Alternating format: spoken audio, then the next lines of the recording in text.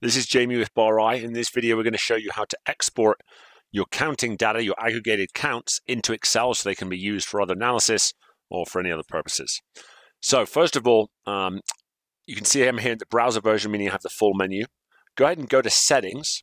If you scroll down and click on this integration, you'll see you've got a few different options for what format to export your results to.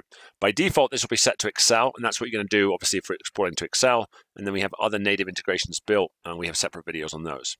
So after confirming that we're on Excel, and also confirming that we've completed a count, if you need to see which is the most recent count which is going to be exported, you can come to the reports here, and then it will list the most recent count, and that will be the data which is going to be exported. You might even note the date here and the time.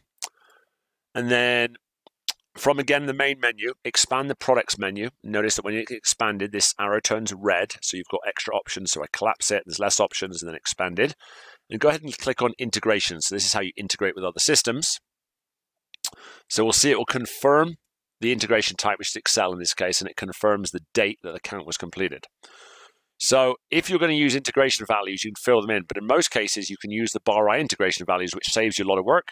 So just go ahead and click BarI vessel name, and then it will just export the existing BarI vessel names into the system, so you don't have to then fill in integration value.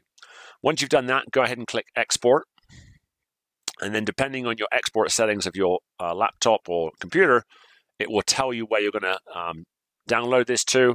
So choose an appropriate place. Put it in my Root 6 folder here. And then just to show what we're going to be looking at here, notice that in Excel, we basically have this report, and it's going to list the vessel name here, category, subcategory, the size of the vessel in ounces, and then the aggregated count right here. It's just some testing data. And if you do use an integration value, it will show up here. So that's how you use the exporting function to export your line-by-line count data, the aggregated counts for all of your different vessels into Excel. As always, thank you for watching. And if there's another video you'd like to see to show you how to do something particular, please shoot us an email. And thanks for watching.